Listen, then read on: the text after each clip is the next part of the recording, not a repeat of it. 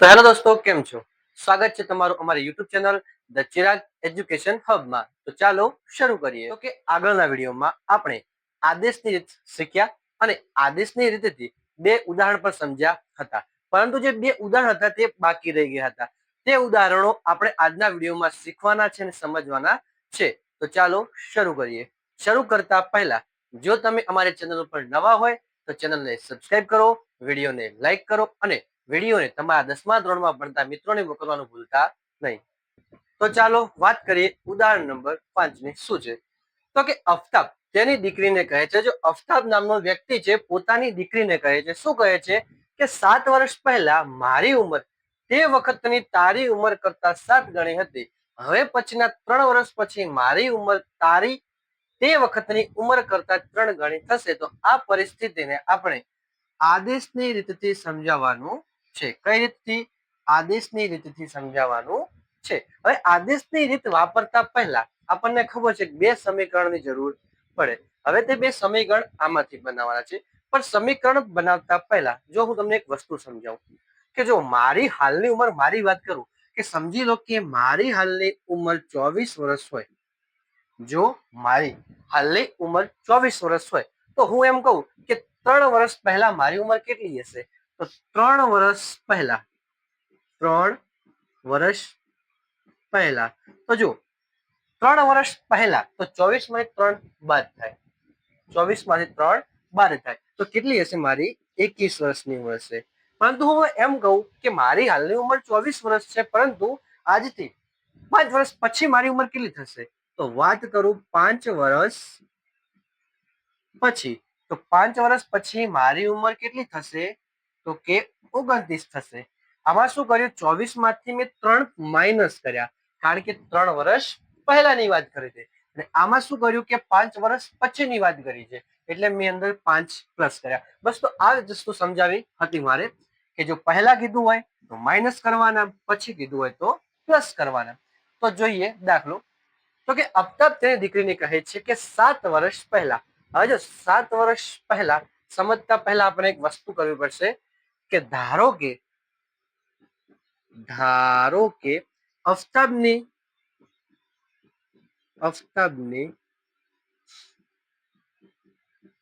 હાલની ઉંમર કેટલી છે? ચલો અફતાબ છે એટલે આપણે કોઈ પણ અક્ષર ધારી શકીએ. હું અફતાબ ઉપરથી ધારીશ એ. જ્યારે દીકરીની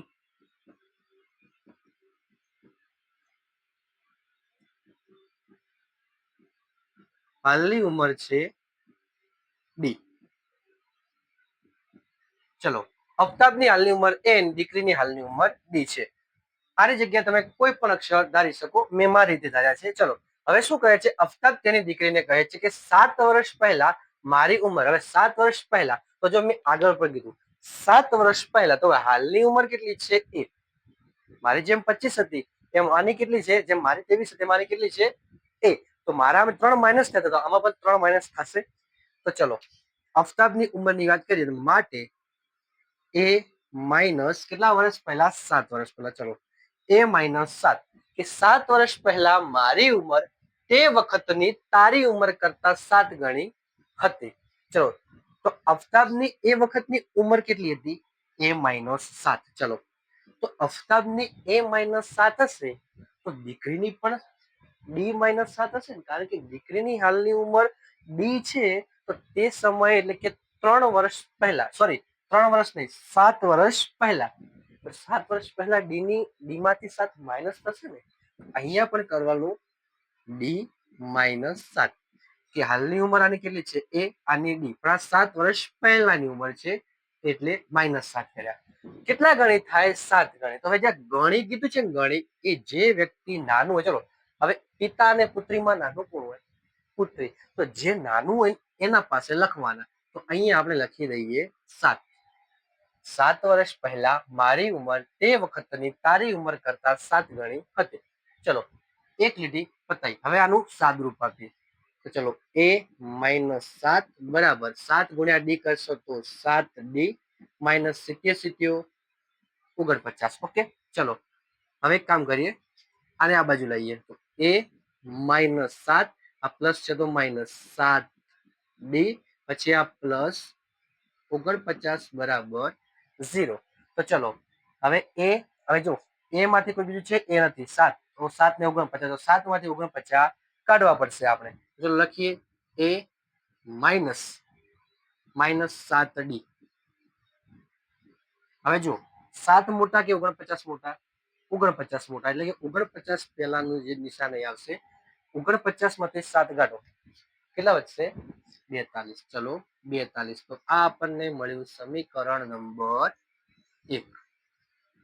ફરી કહું છું, જુઓ કે અફતાબની હાલની ઉંમર એ હતી, દીકરીની હાલની ઉંમર ડી હતી. તો અફતાબની હાલની ઉંમર એ અને દીકરીની ડી, તો 7 વર્ષ પહેલા કેટલી હોય? તો -7 હોય કે ના હોય? તો અહીંયા પણ મેં એ -7 કર્યા, અહીં પણ ડી -7 કર્યા, પરંતુ 7 ઓછી હતી, પરંતુ એ સમય દીકરીની ઉંમર કરતા કેવી હતી? 7 ગણી હતી, એટલે મેં અહીંયા ગણા 7 કર્યા. સાદું રૂપ આપતા મને સમીકરણ આ મળ્યું. ચલો આગળ શું કીધું છે? હવે આગળ જોઈએ.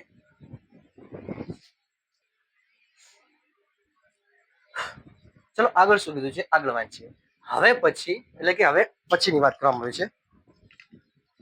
છે કે હવે પછીના 3 વર્ષ પછી મારી ઉંમર તારી તે વખતની ઉંમર કરતા 3 ગણી થશે. કયો શબ્દ આવ્યો? પછી. તો પછી એટલે પ્લસ થશે. તો ચલો હાલની ઉંમર કેટલી હતી? ચલો ડી. કેટલા વર્ષ પછી? 3 વર્ષ પછી, એટલે +3 બરાબર. ચલો ડી +3, સોરી અફતાબની ઉંમરની વાત છે, એટલે અફતાબ એ +3. હવે પછીના 3 વર્ષ પછી મારી ઉંમર, કોની ઉંમર? અફતાબની ઉંમર કેટલી થશે? 3 વર્ષ પછી, એટલે +3 બરાબર તારી તે વખતની ઉંમર. તે વખતની ઉંમર કેટલી? તો કે ડી પ્લસ 3 વર્ષ પછી કીધું છે, ડી +3. તો ડી +3 કેટલા ગણી કીધી? અહીંયા 3 ગણી કીધી. તો 3 કોના જોડે ગુણવાના? નાની સંખ્યા જોડે. તો ચલો નાની સંખ્યા કને, નાના વ્યક્તિ જોડે, સોરી નાની સંખ્યા નહીં પણ નાના વ્યક્તિ જોડે. ચલો તો અહીંયા પણ સાદુરૂપ આપીએ. એ +3 બરાબર 3 ગુણ્યા ડી, તો 3d પ્લસ 3 તરી 9. ચલો આનું સાદુરૂપ આપીએ તો એ +3, હવે આ પ્લસ છે તો બાજુ -3 ડી, આ પ્લસ છે તો -9. ચલો અહીં પણ 9 મોટા છે, ચલો એ લીધો, પછી -3d. હવે 3 અને 9, 9 માંથી 3 કાઢો તો 7, સોરી 6 વધશે, પરંતુ મોટી સંખ્યા કઈ છે? 9, તો એની નિશાની આવશે. તો ચલો 9. આ સમીકરણ નંબર 2 મળ્યું. તો આવી રીતે આપણને સમીકરણ નંબર 1 અને સમીકરણ નંબર 2 મળી ગયા. હવે આ સમીકરણનો ઉપયોગ કરીને આપણે આદેશની રીતે આગળ, ચલો અમને આજે કીધું છે કે આ પરિસ્થિતિને આદેશની રીતે ઉકેલવાની છે, તો આપણે ઉકેલીએ. ચાલો તો જે આપણને 2 સમીકરણ મળ્યા હતા તેના ઉપરથી આપણે આદેશની રીતે આને ઉકેલીએ. ચલો તો આપણું સ્ટેપ નંબર 1 શું હતું કે કોઈ પણ સમીકરણનો ઉપયોગ કરીને સમીકરણ નંબર 3 બનાવો. ચલો હું સમીકરણ 1 નો જ ઉપયોગ કરું. એક કામ કરીએ 2 નો ઉપયોગ કરીએ, કારણ કે આ સંખ્યા અહીંયા નાની છે, એના માટે કે સમીકરણ 2 પરથી ચલો એ -3d -6 બરાબર 0. ચલો હું એને કરતા બનાવું તો કે એ બરાબર, હવે અહીંયા માઇનસમાં 6 છે, અહીંયા પ્લસમાં, અહીંયા 3 માઇનસમાં છે તો અહીંયા પ્લસમાં 3d. ચલો આ મને મળ્યું સમીકરણ નંબર 3. જો ફરી કહું છું, સમીકરણ 2 પરથી કે સમીકરણ 2 નો આપણે વાત કરીએ તો એ -3d -6 બરાબર 0. હવે મેં એને કરતા બનાવ્યો તો 3d આ બાજુ ગયા તો પ્લસમાં, 6 આ બાજુ ગયા તો પ્લસમાં, કારણ કે આ બાજુ માઇનસમાં હતા. હવે શું કીધું કે મળેલ સમીકરણને, જે આપણે સમીકરણ નંબર 3 મળે છે તેને શું કરવાનું? વધેલા સમીકરણમાં ઉમેરવાનું. તો આપણું વધેલું સમીકરણ કયું છે? ચલો આપણે ઉપયોગ કરો સમીકરણ નંબર 2 નો. તો વધેલું કયું? સમીકરણ નંબર 1. તો અહીંયા લખવાનું કે માટે સમીકરણ, હવે સમીકરણ 1 માં સમીકરણ 3 ઉમેરતા. ચલો સમીકરણ એ શું છે? તો કે 1 - 7D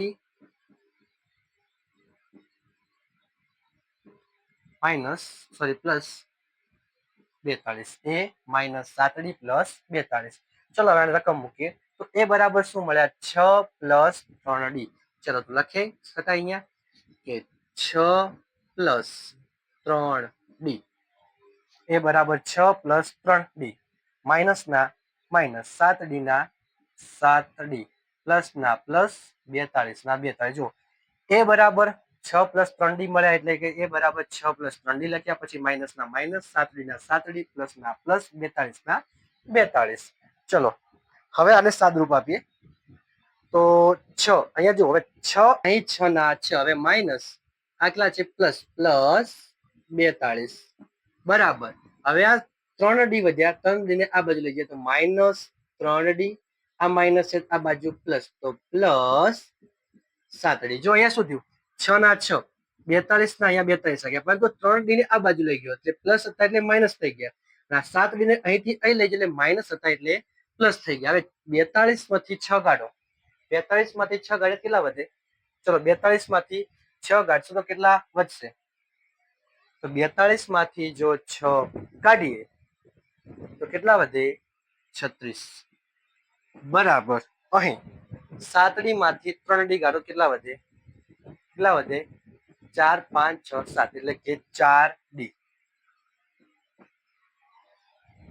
6 42 માંથી 6 કાઢ્યા તો કેટલા વધ્યા? 36 37 38 39 40 41 42 થઈ ગયા 42. હવે 3D અને 7D, 7D માંથી 3D કાઢ્યા એટલે કેટલા વધ્યા? 4D. હવે અહીંયા 36, હવે 4 અહીં ભાગાકાર ગુણાકારમાં છે, અહીંયા આવશે ભાગાકારમાં બરાબર D.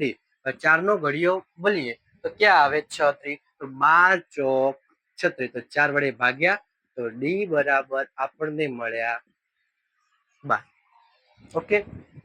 ચલો શું કર્યું પહેલા? તો કે કોઈ પણ સમીકરણનો ઉપયોગ કરીને સમીકરણ નંબર 3 બનાવ્યું. સમીકરણ 3 ઉપરથી આપણે સમીકરણ જે વધેલા સમીકરણમાં નાખ્યા, સાદરૂપ આપતા આપણને D મળ્યો. હવે શું કરવાનું આગળ? કે જે આપણને ચલનો જે કિંમત મળે તે કિંમતને સમીકરણ 3 માં ઉમેરવાની. તો ચલો અહીં લખીએ કે મળેલ ચલની કિંમતને સમીકરણ 3 માં ઉમેરતા. ચલો તો સમીકરણ કયું છે? ચાલો તો હવે આગળ શું કરવાનું કે આપણે જે મળેલ ચલની કિંમત છે તેને સમીકરણ 3 માં ઉમેરવાની છે. તો સમીકરણ 3 શું હતું? તો કે a બરાબર 6 પ્લસ 3D. તો કે 6 પ્લસ 3D. ચલો a બરાબર હવે 6 ના 6 પ્લસ 3 ના 3. હવે D બરાબર કેટલા આયા? 12 આયા. તો કે 12. ચલો 6 પ્લસ 12 દુ 24, 12 તરી 36. હવે 36 માં 6 ઉમેરવા પડશે તો જવાબ શું આવશે આપણો? 42. તો એ બરાબર શું જવાબ આવ્યો આપણો? એ બરાબર શું આવ્યું? તો કે 42. તો અહીંયા નીચે આવું લખવું પડે કે માટે અહીં અફતાબની ઉંમર 42 અને તેની દીકરીની ઉંમર કેટલી હતી? 12 મળે છે. અહીં અફતાબની ઉંમર કેટલી હશે? 42 હશે, જ્યારે તેની દીકરીની ઉંમર કેટલી હશે? 12 હશે. થોડો દાખલો અહીંયા ટિપિકલ લાગે છે કારણ કે થોડું સાદુરૂપ આપવા ટાઈમે થોડી તમને પ્રોબ્લેમ થશે, પરંતુ તમે પ્રેક્ટિસ કરશો તો ખૂબ જ સરળ રીતે આ દાખલો પતી જશે. તો ચાલો હવે નેક્સ્ટ દાખલો. ચલો તો આગળ વાત કરીએ ઉદાહરણ નંબર 7. શું કીધું છે કે રેલવેના બે પાટાના સમીકરણ અનુક્રમે કયા છે? x + 2y. ચલો લખીએ x + 2y -4 બરાબર 0. સમીકરણ નંબર 1. જ્યારે બીજું સમીકરણ શું છે? તો કે 2x + 4y -12 બરાબર 0. આ સમીકરણ નંબર 2 છે. તો રેલવેના પાટા એકબીજાને છેદશે કે નહીં છેદે? આ વસ્તુ છેદશે કે નહીં છેદે એ તમે જો કોષ્ટક નંબર જે આ એક છે જે આપણે કોષ્ટક ભણાય છે તે કોષ્ટક જો સમજાશો તો ખબર પડશે. ચલો કઈ કરીને આદેશની રીત કરવાની છે. ચલો આદેશની રીત કોઈ પણ એક સમીકરણનો ઉપયોગ કરવાનો. ચલો સમીકરણ નંબર 1 કે સમીકરણ 1 પરથી ચલો સમીકરણ 1 શું છે? x પ્લસ વાય માઇનસ 4 બરાબર 0. તો હું x ને બનાવું કરતા. ચલો તો હવે આ 4 છે અહીંયા, 4 છે અહીંયા કેવા થશે? પ્લસ. માઇનસ છે તો પ્લસ, અને આ પ્લસ છે તો માઇનસ 2y. x ને કરતા બનાવ્યો, પ્લસમાં 2y હતા તો આ બાજુ ગયા તો માઇનસમાં, જ્યારે 4 માઇનસમાં હતા તો આ બાજુ ગયા પ્લસમાં. આ મળ્યું સમીકરણ નંબર 3. હવે સમીકરણ 3 ને શું કરવાનું? આપણે વધેલા સમીકરણમાં નાખવાનું. હવે હું લખતો નથી, તમે સમજી જશો, કારણ કે આપણે ઘણું ચલાવ્યું છે. ડાયરેક્ટ લખું છું. અહીંયા લખવાનું કે સમીકરણ નંબર 3 ને વધેલા સમીકરણ નંબર 1 માં મૂકતા, તો સમીકરણ નંબર 2 માં મૂકતા, તો સમીકરણ નંબર 2 કયું છે? તો સમીકરણ નંબર 2 છે 2x પ્લસ 4y માઇનસ 12 બરાબર 0. હવે x ની કિંમત અહીંયા મૂકવાની છે. ચલો 2. હવે x ની કિંમત શું છે? 4 માઇનસ 2y. તો લખીએ 4 માઇનસ 2y પ્લસ ના પ્લસ 4y ના 4y માઇનસ ના માઇનસ 12 ના 12. જુઓ 2 ના 2. x ની કિંમત શું મળી? 4 માઇનસ 2y, એટલે મેં લખ્યા 4 માઇનસ 2y. પછી પ્લસ ના પ્લસ 4y ના 4y માઇનસ ના માઇનસ 12 ના 12. ચલો હવે આગળ આનું સાદુરૂપ આપે તો ગુણાકાર કરીએ. 2 ચોક 8 માઇનસ ના માઇનસ 2 દુ 4 તો 4y પ્લસ ના પ્લસ 4y ના 4y માઇનસ 12 બરાબર 0. ચલો એક કાગળ, અહીંયા એક વસ્તુ દેખાય છે કે આ 4 માઇનસ આ 4 પ્લસ, એટલે કે માઇનસ 4 પ્લસ 4y ઉડી ગયા. હવે અહીંયા શું વધ્યું? તો કે 8 માઇનસ 12. તો માઇનસ 12 માંથી 8 કાઢીએ તો જવાબ શું આવશે આપણો? માઇનસ 4 બરાબર 0. હવે આવું તો આવે જ ન. અહીંયા તો આપણને x ની પણ કિંમત ન મળી ને y ની પણ કિંમત ન મળી. કોઈ એક કિંમત તો મળવી જોઈએ ને. અહીંયા તો આપણને બંનેમાંથી એકેય કિંમત મળી નથી. તો અહીંયા નીચે લખવું પડે આપણે કે આ વિધાન કેવું છે? તો કે અસત્ય છે. આ વિધાન અસત્ય છે, અને આ વિધાન અસત્ય હોવાના કારણે સમીકરણનો એક પણ સામાન્ય ઉકેલ નથી. તેથી રેલના બે જે પાટા છે, રેલના જે પાટા છે તે છેદશે નહીં. કે આ વિધાન અસત્ય છે, તેથી નીચે લખી શકાય કે એક પણ આપણને મૂલ્ય મળતું નથી.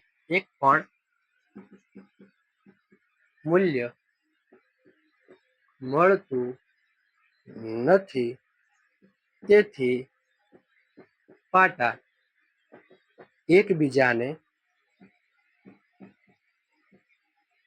છેદશે નહીં. તો આ રહ્યો આપણું ઉદાહરણ નંબર 7. હું આશા રાખું છું કે આ પણ તમને સારી રીતે સમજ્યા હશો. તો બસ આજના વિડીયોમાં આટલું જ. હું આશા રાખું છું કે તમે ઉદાહરણ નંબર જે આપણું આ 7 હતું અને ઉદાહરણ નંબર જે 5 હતું તે સારી રીતે સમજ્યા છો.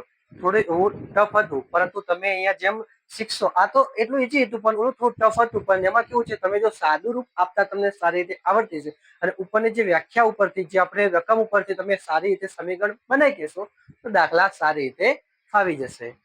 તો જો તમને અમારો વિડીયો ગમ્યો હોય તો વિડીયોને લાઈક કરો, ચેનલને સબસ્ક્રાઇબ કરો, અને વિડીયોને તમારા 10મા ધોરણમાં ભણતા મિત્રોને મોકલવાનું ભૂલતા નહીં. તો મળી હવે નેક્સ્ટ વિડીયોમાં. આવજો.